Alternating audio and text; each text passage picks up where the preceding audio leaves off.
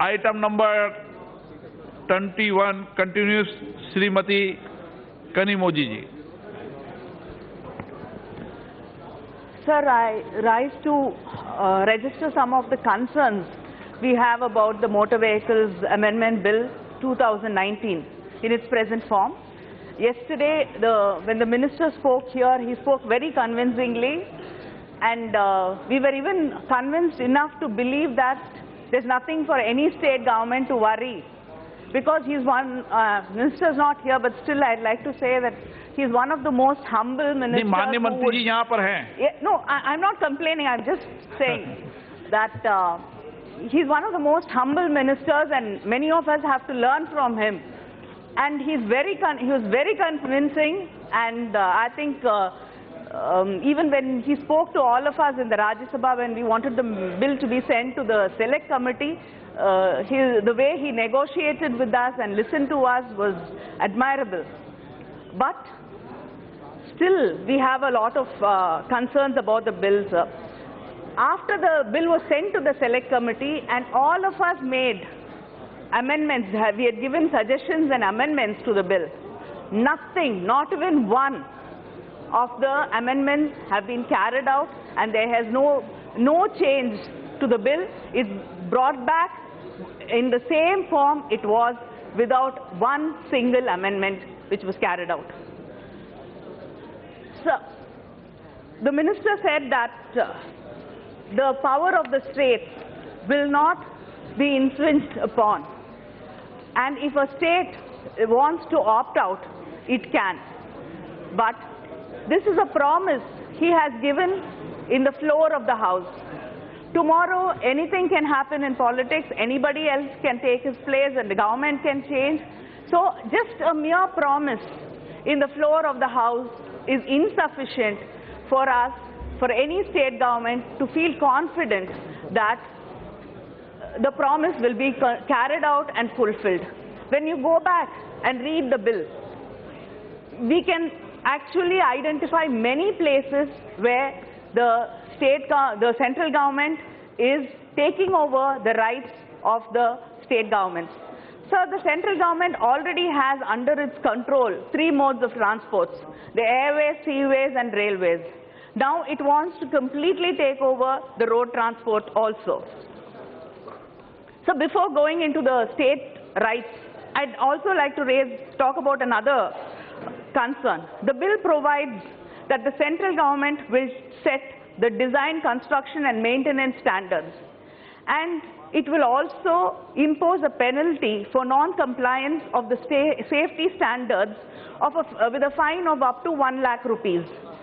It may be noted that in 2017-18, the NAHAI awarded 24 highway construction projects worth 20,000 crores, covering the length of 1,280 kilometers, which average comes to around 15,000 crores per kilometer. And the government wants to impose a fine of 1 lakh when the money awarded is 15 crores. What will a fine of 1 lakh actually mean to the contractor who is violating the rules? And one more, when I come to the state rights, there are many places where the state government's rights are being taken away. For an instance, where the central government says that it can levy and collect fees and taxes through any office, authority, body or agency owned and controlled by the central government in a particular manner. That will not be, is this not encroaching on the state government's rights? And they also say that the dealers will be collecting. Sir, you were not there, I was complimenting you. So the dealers will be collecting the registration fees. I'm sure it would have gone to his ears. Account is on online. Yes, sir. Directly it is deposited in the account of the state government, whatever the amount decided by the authority. But through the dealer. Not dealer. The registration fees. Directly whatever the consumer is going to pay, that will go directly in the account of the state government. Whatever the tax which is decided by the competent authority, on the basis of that, that is deposited. There is no right for dealer anything for any discretion. Okay, thank you. And under the new sections in clause 91, the central government shall have the power to delegate any power or function that has been conferred upon it by the Act to any public servant, public authority, and it can authorize such public servants or public authority to discharge any of its powers, functions and duties under this Act. Is this not taking away the power of the state government? And also, sir, in the case of Tamil Nadu, in 1969, the Tamil Nadu government nationalized all the buses so that there's a last mile connectivity. The state government is not profitable and it is not a profit-making business, the Transport Corporation of Tamil Nadu. But it ensures and makes sure that there are buses to rural areas, to hilly areas where you cannot make a profit. And if the central government now interferes and brings in private players, this will completely ruin the state government policy and the state government's right to run these buses at the profitable centers, because the private players will be only interested in running their buses in the profitable centers.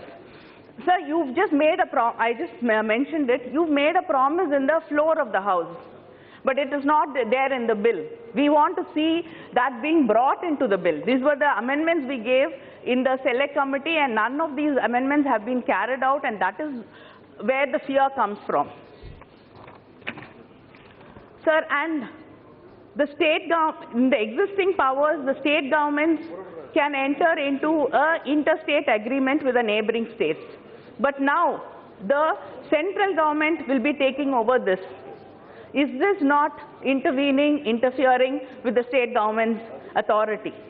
Sir, in his speech, the minister hailed the Tamil Nadu government for reducing the road accidents, and he even admitted he was large-hearted enough to say that even his department has failed, but the Tamil Nadu government has been able to reduce the number of accidents, and I think it cannot go to one particular government. It's been a long process over the years which has brought it to this level. So when already a state is running the department so well, why does the central government have to intervene and ruin what is already there and what we are already doing efficiently? Sir, and the Sundar Committee, it has said that road safety is very important and we need a scientific study of road infrastructure which includes effective road engineering solutions at the design stage and rectification of accident hotspots.